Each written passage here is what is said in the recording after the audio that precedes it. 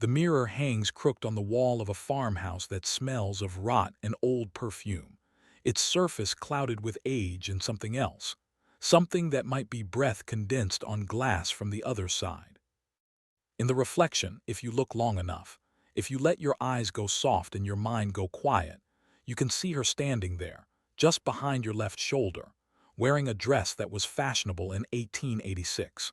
Her face smooth and perfect and utterly wrong in ways that your conscious mind refuses to acknowledge, but that your animal brain recognizes immediately as predator, as danger, as something that should not exist in the world of living things. She does not move when you move. She does not blink when you blink.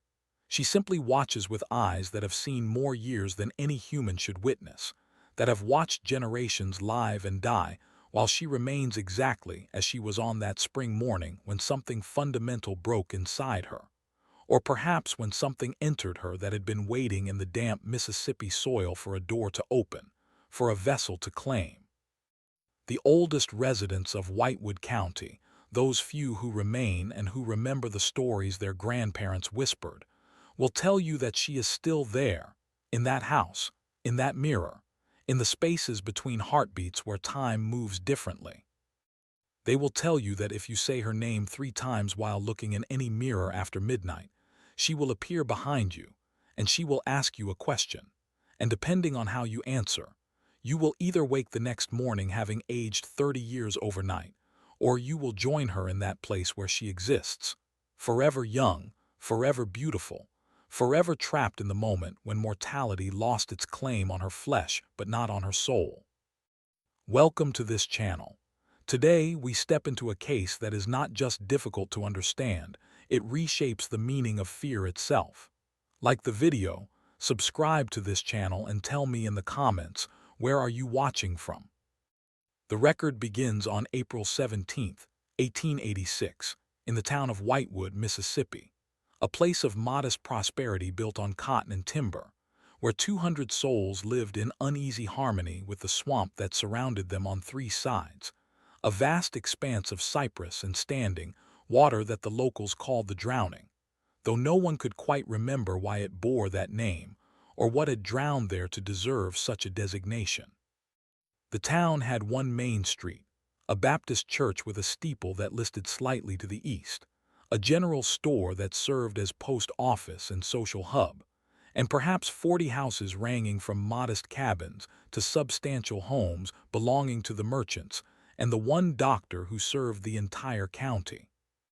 Among these homes was the Ashford estate, a 2-story structure of whitewashed wood with a wraparound porch and 6 chimneys, built by Jonathan Ashford in 1872 with money earned from cotton speculation, and what some whispered was less legitimate trade conducted along the river under cover of darkness. Jonathan had married in 1874, taking as his bride a woman named Eliza Morrow, who came from New Orleans with a dowry that included cash, jewelry, and rumors that followed her family like shadows, whispers about practices that good Christians should not acknowledge, about knowledge passed down through generations of Creole women who understood the hidden mechanisms of the world, who could speak to things that dwelt in the spaces between here and there. Eliza was 22 when she married Jonathan, who was 45, and by all contemporary accounts, she was a woman of extraordinary beauty, with dark hair that fell to her waist when unbound, eyes so pale they appeared almost colorless in certain light, and skin that one witness described as having the quality of porcelain, smooth and cool, and somehow reflecting light in a way that made her seem to glow from within. The marriage produced one child, a daughter born in 1876 and named Evangeline, who inherited her mother's beauty and her father's business acumen, but who would live only 16 years before succumbing to what the death certificate listed as a wasting disease, though the local doctor, Samuel Pritchard, noted in his private journal that he had never seen a wasting disease that left the body so perfectly preserved, so utterly unmarked by the ravages that should have accompanied such an illness. For 12 years, the Ashford family existed in a state of what appeared to be contentment, attending church on Sundays, hosting occasional gatherings for the town's more prominent citizens, maintaining their position in the social hierarchy with grace and appropriate reserve. Jonathan prospered, expanding his holdings, building a cotton gin on the edge of town that employed a dozen men and processed the harvest from farms throughout the county. Eliza maintained the household with the help of two servants, both freedwomen who had stayed in Whitewood after the war, who worked for the Ashfords with a dedication that some found excessive and that others found subtly unsettling, as if they were bound to Eliza by something stronger than mere wages, by some obligation that transcended the normal relationship between employer and employed.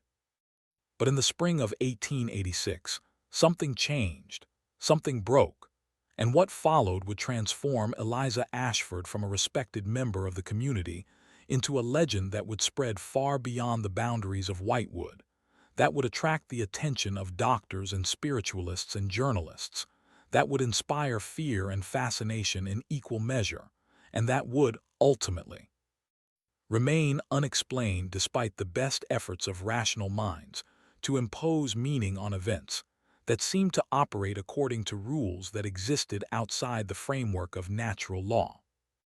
On April 17th, Jonathan Ashford was found dead in his study, slumped over his desk with a pen still gripped in his hand, his face frozen in an expression that his business partner, Thomas Waverley, later described as one of profound shock and horror, as if in the moment before death he had seen something that shattered his understanding of reality. The official cause of death was determined to be heart failure, which was plausible given Jonathan's age of 57 and his tendency toward rich food and expensive whiskey. But there were details that troubled Dr. Pritchard, details that he recorded in his journal but did not include in the official report. Jonathan's eyes, which should have been closed or at least glazed with the film of death, were wide open and clear, fixed on a point in the corner of the room where nothing visible existed, tracking something that only he could see. His hands, which should have relaxed in death, were rigid, the fingers on his left hand forming a pattern that Dr. Pritchard recognized from his studies of folklore and anthropology as a sign meant to ward off evil, a gesture that appeared in various forms across multiple cultures as protection against malevolent spirits. Most disturbing, Jonathan's body had already begun to show signs of advanced decomposition when Dr. Pritchard arrived only 4 hours after death was reported, the flesh already taking on a gray pallor and a softness that suggested days rather than hours had passed.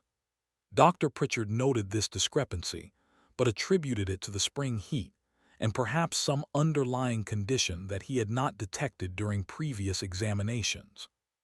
He signed the death certificate, offered his condolences to Eliza, who received the news with a composure that was either admirable or unsettling depending on one's perspective, and assumed that the matter was closed. The funeral was held 3 days later, a well-attended affair with the appropriate hymns and prayers, and Jonathan was laid to rest in the churchyard under a marble stone that bore his name and dates and the inscription, "He built upon the land." The town expected that Eliza would observe the customary period of mourning, perhaps a year of seclusion followed by a gradual reemergence into society, possibly followed by remarriage to a man who could help her manage the business interests Jonathan had left behind. What happened instead was that Eliza did not age. Not slowly, not gradually, but not at all. The observation came slowly at first, noticed by the servants and dismissed as imagination or the tricks that grief can play on perception. But by the end of 1887, more than a year after Jonathan's death, people began to speak in hushed voices about how Mrs. Ashford looked exactly as she had the day of her husband's funeral, her skin still smooth, her hair still dark without a trace of gray, her figure still trim and upright without the slight thickening that middle age brings even to the most disciplined women. If you're still listening, take a moment to like the video, subscribe to this channel, and tell me in the comments, where are you watching from? By 1889, the observation had become impossible to ignore or explain away. Eliza Ashford was 43 years old, but she appeared to be no more than 30 at most, perhaps even younger. Women who had been her contemporaries, who had attended the same social functions and served on the same church committees, now looked like her older sisters or even her mother, their faces lined with the passage of years while hers remained untouched. The servants, both of whom had aged normally and noticeably during the same period, grew increasingly fearful, and in March of 1889, both women quit their positions on the same day, leaving Whitewood entirely without explanation, though a letter later found among the effects of one of them, a woman named Ruth Calloway, provided some insight into their decision. The letter, written to Ruth's sister in Mobile but never sent, discovered years later folded between the pages of a Bible, reads in part, "I cannot remain in that house any longer. Mrs. Ashford is not right. She does not sleep, or at least I have never seen her sleep in the 3 years I have worked for her since Mr. Ashford passed. I have gone to her room late at night to check on her as any good servant would, and I have found her standing before her mirror, speaking in a language I do not know, words that make my stomach turn and my head ache. The mirror shows her reflection, but sometimes, if I look from the corner of my eye, the reflection does not match her movements. It moves on its own, or perhaps she moves and the reflection stays still. I cannot tell which is true, and that uncertainty terrifies me more than I can express." She does not eat, the letter continues. "I prepare meals as I always have, and I set them before her, and she goes through the motions of dining, lifting fork to mouth, chewing, swallowing. But the food on her plate never diminishes. I have watched carefully, and I swear before God that the amount of food present when I serve her is the same amount present when I clear the plates away. The food simply sits there, untouched despite all appearance to the contrary, and yet she does not grow thin or weak. She remains exactly as she was, unchanging, unfading, as if she has stepped outside the river of time that carries the rest of us toward death and has found some way to stand on the shore, watching as we are swept past her. I fear her. I fear for her. I fear what she has become or what has become of her. I will not stay. I will not bear witness to this any longer." With the servants gone, Eliza lived alone in the large house, maintaining it herself with a meticulousness that suggested she had nothing else to occupy her days, which in fact she did not, having been gradually excluded from the social life of the town, as her unchanging appearance made others increasingly uncomfortable. The church stopped sending her invitations to functions. The ladies' auxiliary accepted her resignation without protest when she offered it, though she had been a founding member. The merchants in town continued to serve her, but with a formality that bordered on coldness, taking her money but avoiding unnecessary conversation, completing transactions with haste and clear relief when she departed their establishments. Newspapers from surrounding towns began to take notice. The Vicksburg Evening Post ran a story in November of 1890 titled, "The Woman Who Will Not Age, Medical Marvel or Hoax." The article, written by a journalist named Harold Pemberton, described Eliza's condition with a mixture of skepticism and fascination, noting that multiple witnesses confirmed she appeared not to have aged in more than 4 years, but suggesting that this might be explained by exceptional preservation habits, good breeding, or even deliberate deception involving a younger woman impersonating the widow Ashford. The article attracted attention from medical professionals, including Dr. Marcus Feldman, a physician from Philadelphia who specialized in diseases of aging and who had published several papers on the biological mechanisms of senescence. Dr. Feldman traveled to Whitewood in December of 1890, carrying with him instruments for measurement and observation, prepared to expose what he assumed would be either a fraud or a case of mistaken identity. He secured permission to examine Eliza, who agreed with an eagerness that surprised him, as if she had been waiting for someone with scientific credentials to document what was happening to her, to validate her experience and perhaps to find an explanation that would make sense of the impossible. Dr. Feldman's examination lasted 3 days, during which he took detailed measurements of Eliza's physical characteristics, collected samples of her hair and skin, observed her daily routines, and interviewed neighbors and acquaintances to establish a baseline of what she had looked like at various points in the past. His findings, published in the Journal of Medical Sciences in March of 1891, were extraordinary and deeply unsettling. Mrs. Ashford, Dr. Feldman wrote, presents as a healthy woman in her late 20s or early 30s. Her skin shows no signs of the elastin breakdown that typically begins in the fourth decade of life. Her hair contains no gray pigmentation. Her musculature and skeletal structure display no evidence of the gradual deterioration that accompanies normal aging. Most remarkably, examination of her eyes revealed no accumulation of lipofuscin in the retinal pigment epithelium, a marker of cellular aging that should be present in a woman of her stated age. It is as if her biological clock has simply stopped, as if the cellular processes that drive senescence have been suspended or eliminated. I can find no medical explanation for this phenomenon. I have examined her extensively, and I can detect no signs of deliberate deception. She is not a younger woman pretending to be older. She is, by all accounts and evidence, a woman in her mid-40s who simply does not exhibit any of the biological markers of being that age. This defies everything we understand about human physiology. It should not be possible, and yet it is. Dr. Feldman's paper created a sensation in medical circles, with some colleagues praising his meticulous methodology, while others accused him of being the victim of an elaborate hoax or of allowing his desire for fame to overcome his scientific judgment. He defended his findings vigorously, but could offer no mechanism to explain what he had observed, no theory that fit within the existing framework of medical knowledge. He returned to Whitewood twice more over the following years, documenting that Eliza continued not to age, that the phenomenon was not temporary but permanent, or at least ongoing without any sign of reversal. His last visit was in 1894, and his notes from that examination, discovered in his archives after his death in 1923, contain a passage he never published. I find myself deeply unsettled by this case.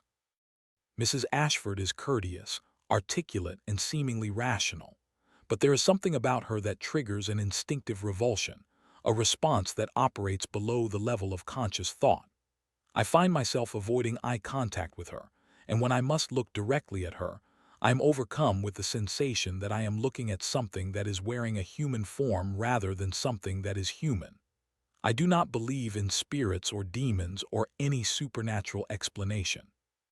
But I cannot shake the feeling that whatever Mrs. Ashford is now, she is not entirely what she once was.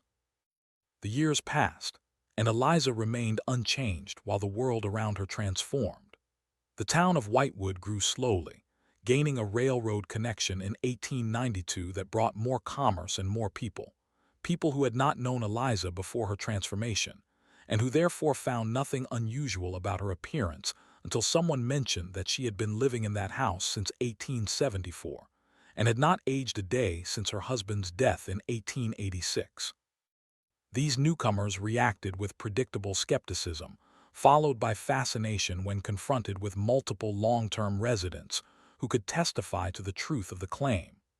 By 1895, Eliza had become something of a local attraction, with visitors occasionally coming to Whitewood specifically to see the woman who would not age, though she rarely made public appearances and generally refused to meet with curiosity seekers. A journalist from the Chicago Tribune managed to secure an interview in September of 1896, publishing an account that combined sensationalism with surprisingly thoughtful questions about identity and mortality. The journalist, a woman named Catherine Moore, asked Eliza what it felt like to be frozen in time while everyone around her aged and died. Eliza's response, as recorded in the published interview, was both poignant and deeply unsettling. "I do not know if I would describe it as being frozen," Eliza said. "That suggests a stillness, a peace. What I experience is more like being caught between moments, existing in a space where time flows around me but does not touch me. I see my face in the mirror, and it is my face, but it also feels like a mask, like something that conceals what I truly am. I remember being a child, remember growing, remember the feeling of time passing through me like water through a sieve. I no longer have that feeling. I am trapped in amber, preserved but not living, not really. I envy the dead, Miss Moore. They at least have the grace to move forward, to complete their journey. I am stuck at the threshold, neither here nor there, neither alive in the fullest sense nor properly dead. If you're still listening, take a moment to like the video, subscribe to this channel, and tell me in the comments, where are you watching from? When asked if she wanted to find a cure to return to normal aging, Eliza hesitated before answering. I do not know. There are days when I would give anything to see a gray hair, to feel an ache in my joints, to know that I am still connected to the natural order. But there are other days when I feel a terrible pride, a satisfaction in having escaped the fate that claims everyone else. Those are the days that fright me most, Miss Moore, because they suggest that whatever has happened to me has changed not just my body but my soul. I am becoming something else, something that does not think or feel as humans do, and I am not certain I have the strength to fight that transformation. The interview concluded with Eliza showing Catherine Moore her home, including the study where her husband had died. The journalist noted that the room had been preserved exactly as it was on the day of Jonathan's death, his papers still on the desk, his pen still lying where he had dropped it, even a half-empty glass of whiskey sitting on the side table as if he had just stepped out and would return at any moment. When Catherine asked why Eliza had not changed anything, Eliza replied, "Because that is the last moment when time still moved normally for me. That is the point where everything changed. I keep it preserved as a reminder, or perhaps as a warning. I am not certain which." The most disturbing detail in Catherine's published account concerned the mirror.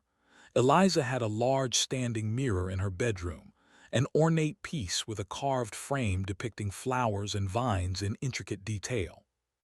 Catherine noted that when she looked at Eliza's reflection in this mirror, she experienced a momentary disorientation, a sensation that the reflection was slightly out of sync with Eliza's actual movements, as if there were a lag or delay.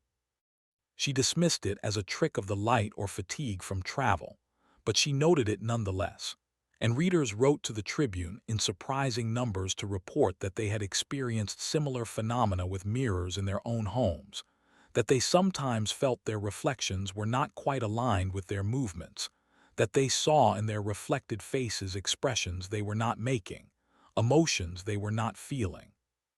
The turn of the century came, and Eliza Ashford stood in her home on New Year's Eve of 1900, now 54 years old and appearing still to be no more than 30, looking out her window at the town celebrating below, watching fireworks launch from the church grounds, hearing the sounds of revelry that would continue until dawn, and feeling nothing but a vast emptiness, a knowledge that she would see another century turn and another after that, while everyone she had known, everyone she had loved or even merely recognized, would be dust and memory.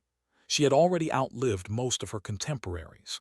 The women who had been her friends in the 1870s and 80s were now elderly or dead, their daughters grown and married, their granddaughters beginning to have children of their own. 3 generations had passed in the time that Eliza had not aged a day.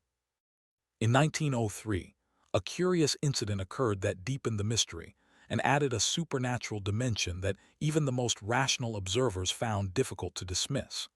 A young woman named Sarah Whitmore came to Whitewood from Jackson, seeking out Eliza after reading about her in one of the many newspaper accounts that continued to appear periodically.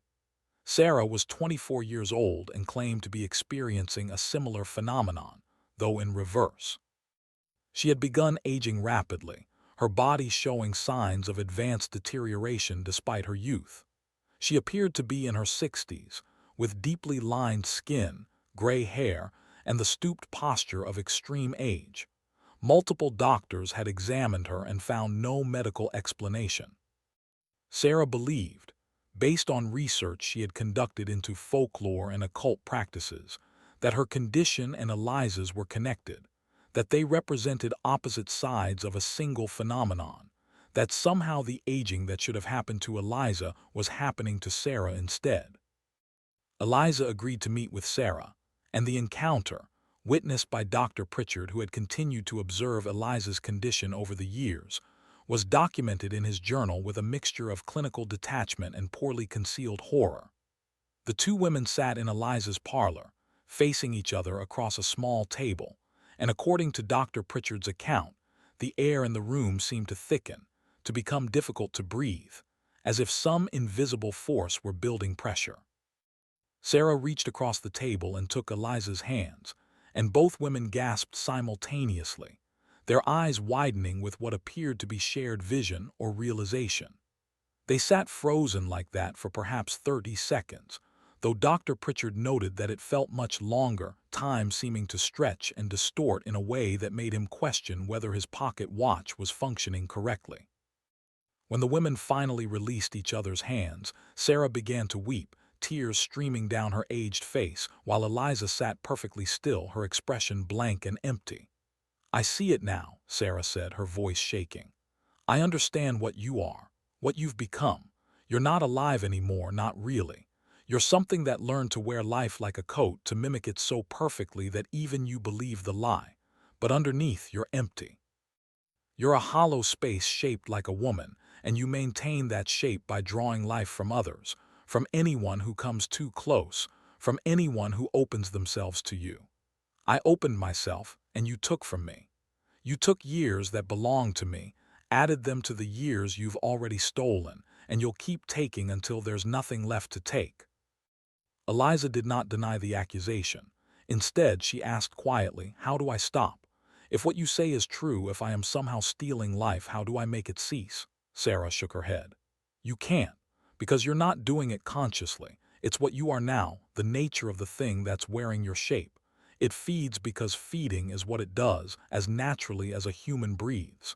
You could no more stop than you could will your heart to cease beating.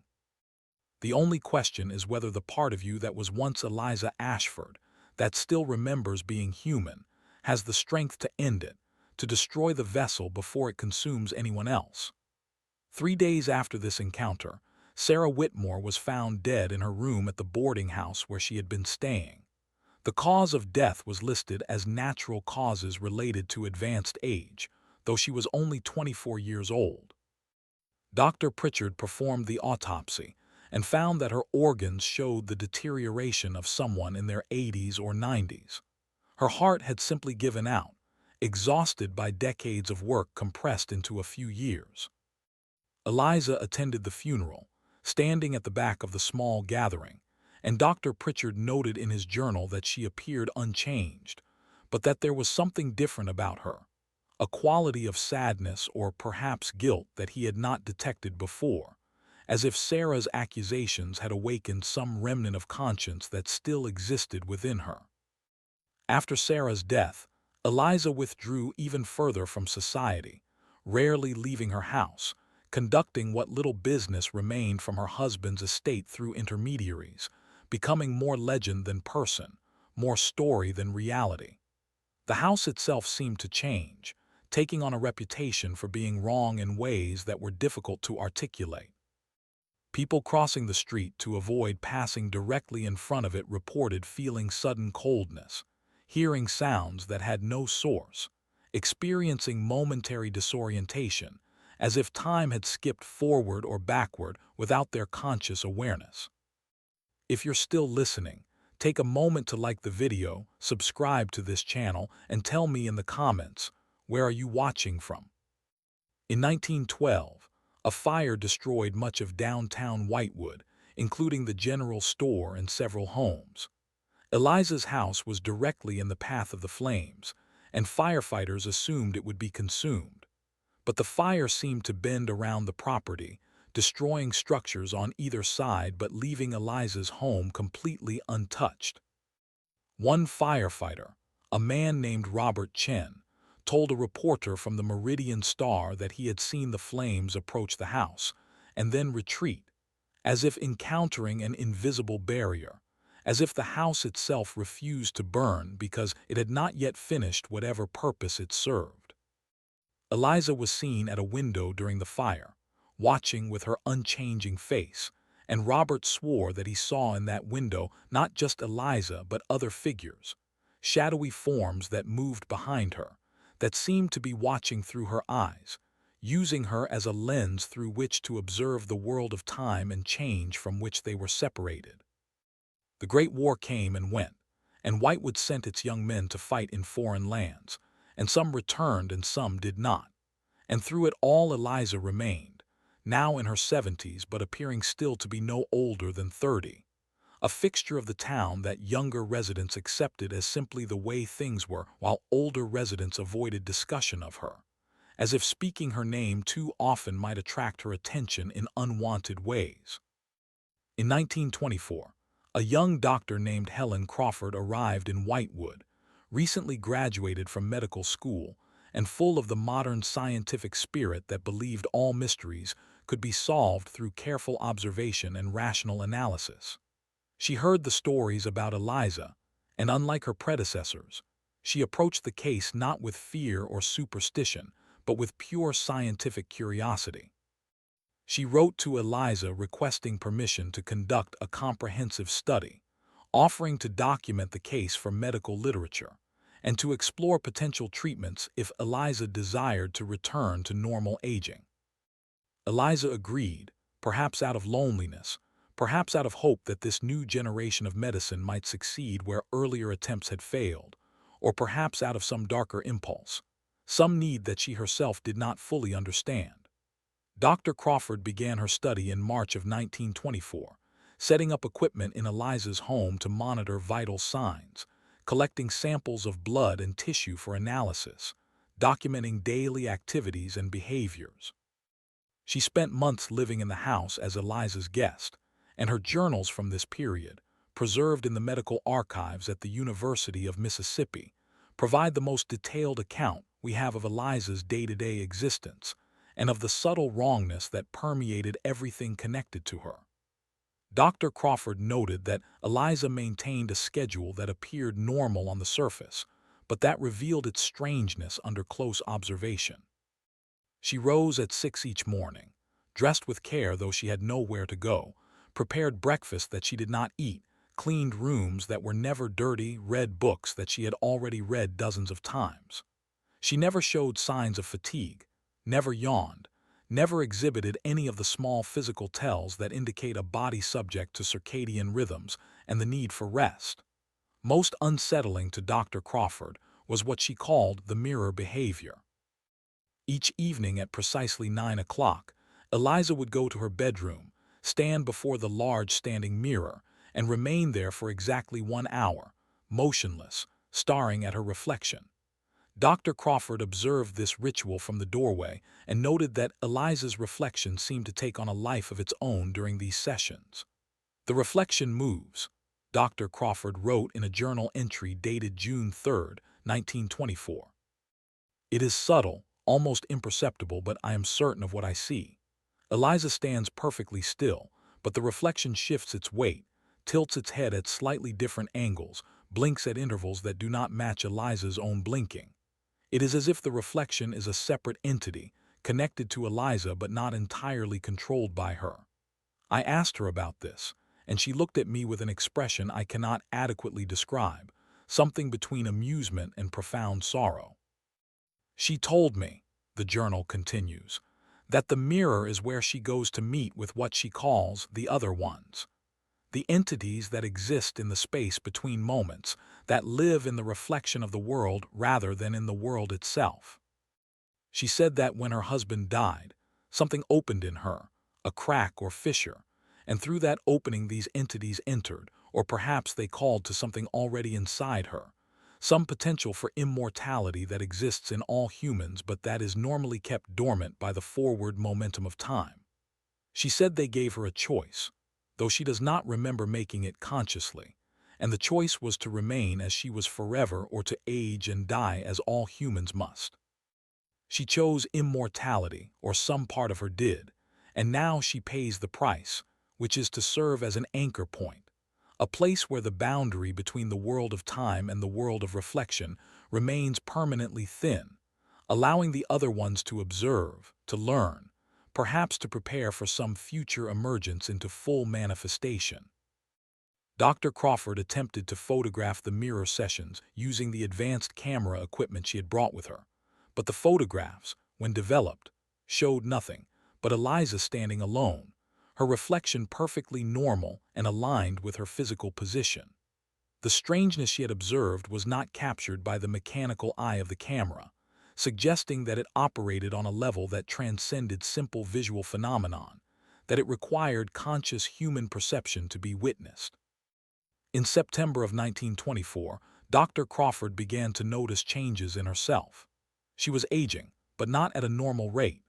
She was 28 years old but appeared closer to 40, with fine lines around her eyes, gray streaking her dark hair, a stiffness in her joints that suggested decades of wear rather than years. She realized with growing horror that Sarah Whitmore's experience in 1903 was being repeated, that proximity to Eliza was somehow accelerating her aging, that Eliza was indeed, as Sarah had claimed, drawing life from those around her to maintain her own frozen state. Dr. Crawford confronted Eliza with this observation, and Eliza's response, recorded in the journal entry for September 23rd, was chilling in its calm acceptance. "I know," Eliza said. "I have always known, though I tried to deny it. I am a vampire, but not in the way that old stories describe. I do not drink blood, I drink time.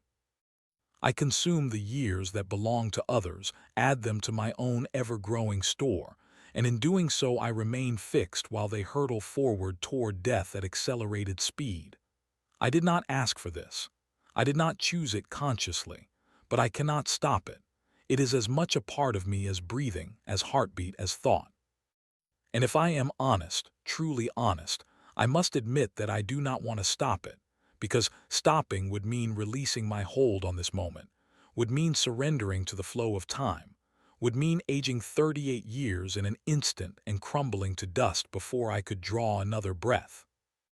Dr. Crawford left Whitewood the next day, abandoning her study, fleeing as the servants had fled decades earlier, driven by the instinct for survival that overrides scientific curiosity when life itself is threatened. She returned to her practice in Memphis and monitored her condition carefully over the following months. The accelerated aging slowed but did not entirely stop. By her 30th birthday, she appeared to be in her late 40s. By her 35th, she looked 60. She died in 1931 at the age of 35, her body worn out, her organs failing from advanced age. In her final letter, written to a colleague the day before her death, she wrote, "Whatever Eliza Ashford has become, she must be stopped.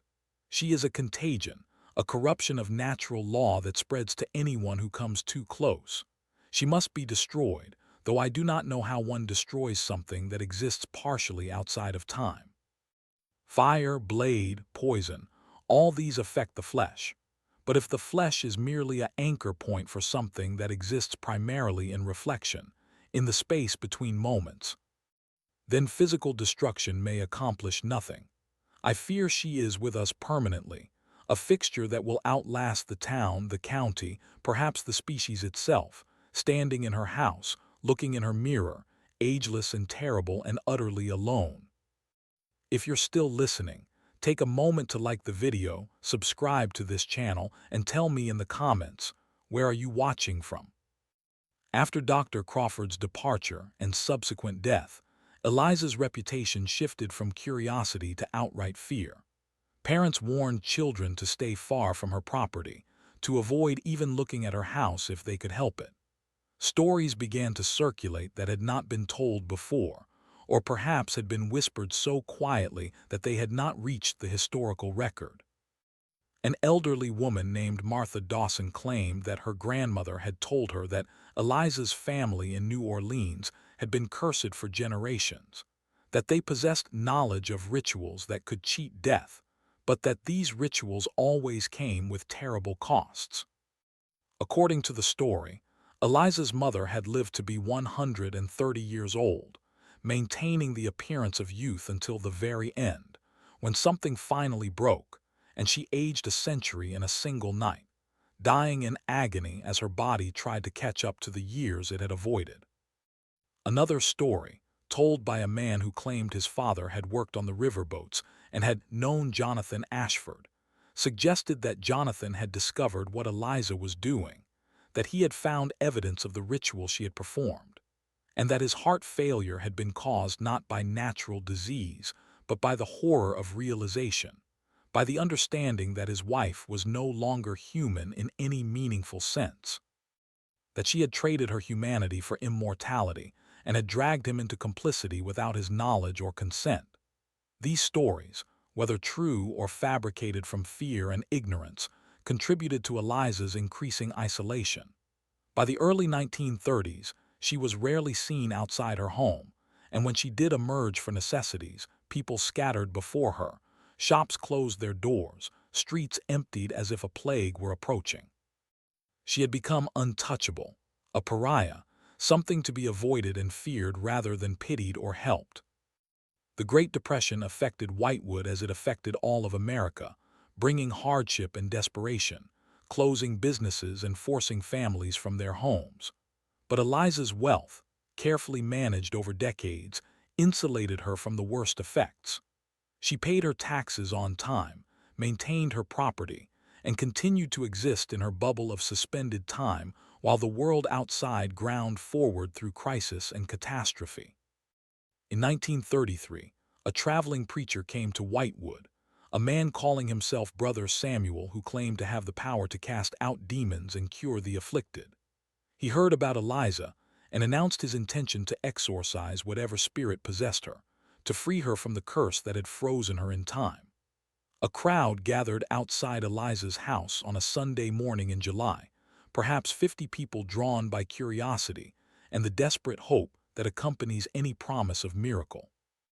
Brother Samuel knocked on Eliza's door, his Bible held high, his voice booming with righteous conviction. "Come forth, demon. I command you in the name of Jesus Christ to release this woman and return to the pit from which you crawled." The door opened, and Eliza stood in the threshold, looking exactly as she had looked in 1886, nearly 50 years earlier. She regarded Brother Samuel with an expression of mild curiosity. "I am not possessed," she said quietly. "I am not cursed. I am simply what happens when someone is given a choice between mortality and its opposite and chooses poorly. You cannot exorcise a choice, brother. You can only live with its consequences." Brother Samuel raised his Bible and began to recite passages of Scripture, calling upon God to cast out evil, to restore the natural order. Eliza listened politely, and then she smiled, and that smile was the most terrible thing the witnesses would later recall, a smile that held no warmth, no humanity, nothing but vast amusement at the presumption that words in a book could affect what she had become. "You believe your God has power over me," Eliza said. "But what if I am older than your God? What if the things I commune with in the mirror, the entities that exist in the space between heartbeats, were here before your God and will be here after your God's name is forgotten? What if time itself is the true deity, and I have learned to negotiate with it, to pay tribute that allows me to stand outside its flow? Your exorcism has no power here, brother. Your faith is a candle flame, and I am the darkness that surrounds it, patient and eternal." Brother Samuel stumbled backward, his face pale, his hands shaking. He fled the property, left town that same day, and never returned to Whitewood. The crowd dispersed in silence, and Eliza closed her door, returning to the interior of her house, to her routines, to her mirror, and whatever she saw there. That incident marked the last significant attempt to intervene in Eliza's condition. The town gave up, accepted her as a permanent fixture, something strange and terrible that had to be accommodated because it could not be removed. Children grew up hearing stories about the woman who never aged, incorporating her into their mythology alongside other creatures of local legend, treating her as more legend than reality, even though she was demonstrably real and living among them. The years continued to pass, the 1930s giving way to the 1940s, and World War II came, drawing young men from Whitewood as it drew them from every town in America. Some returned, some did not, and through it all Eliza remained, now past 70 years old, still appearing to be 30, still standing at her mirror each evening at 9 o'clock, still existing in defiance of every natural law. In 1947, something unexpected happened.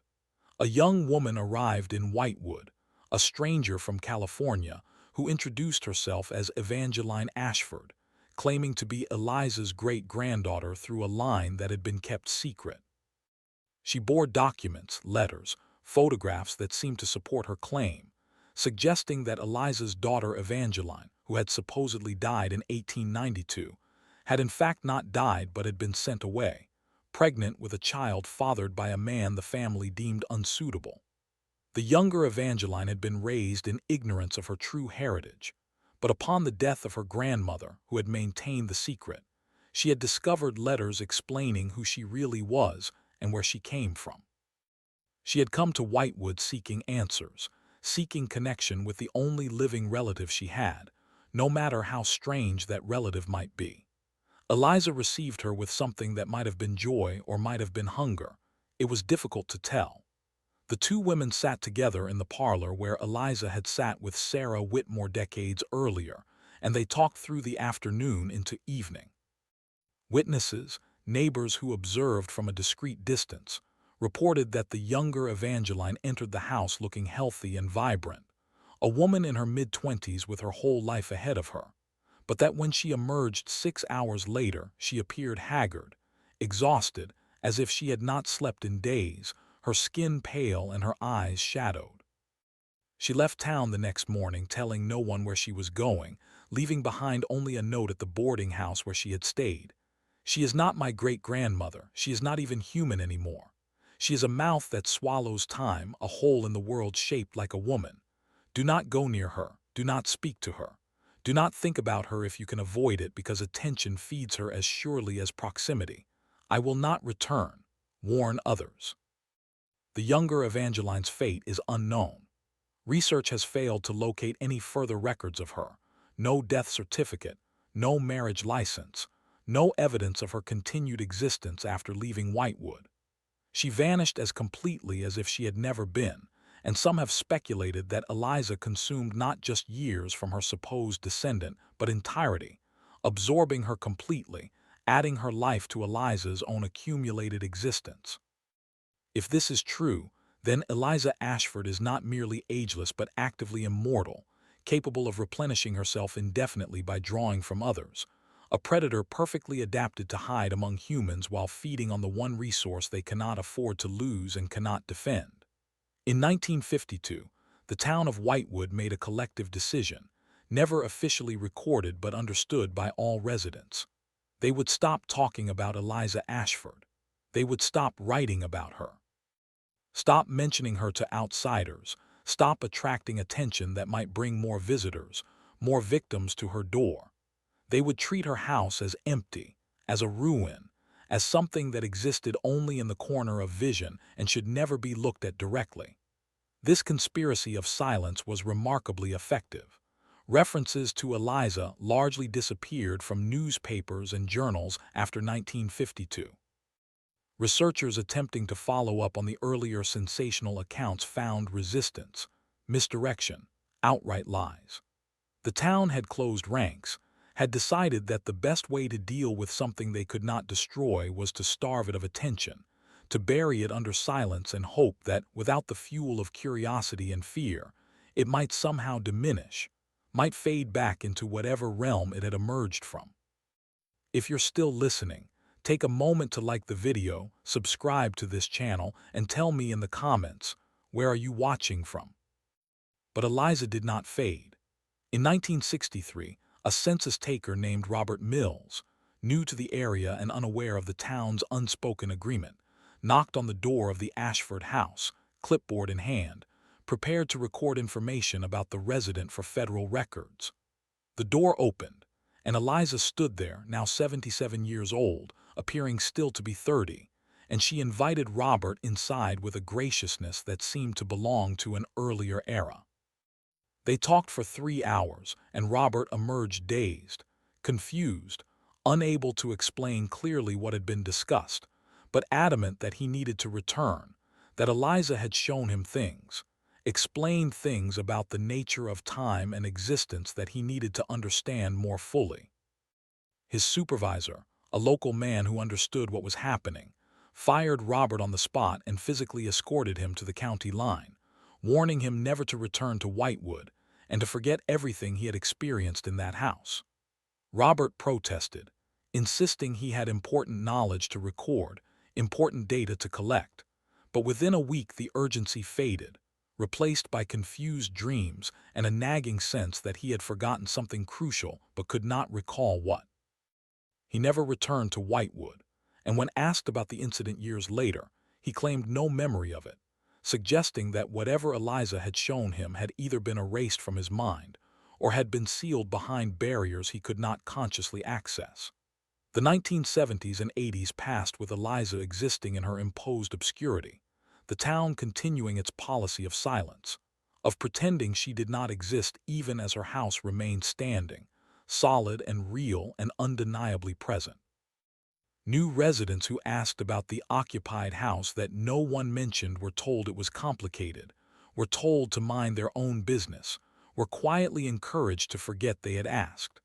Most complied, sensing in the town's evasiveness something deeper than mere privacy, some darkness that was better left unexplored.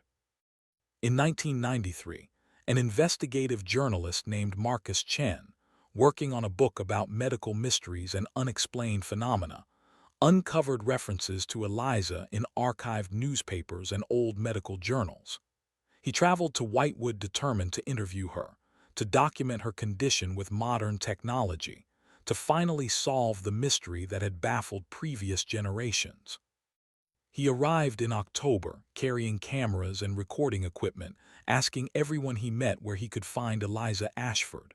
The response was uniform and unsettling: silence, averted eyes, sudden remembrance of urgent tasks elsewhere. No one would speak to him about Eliza. No one would direct him to her house.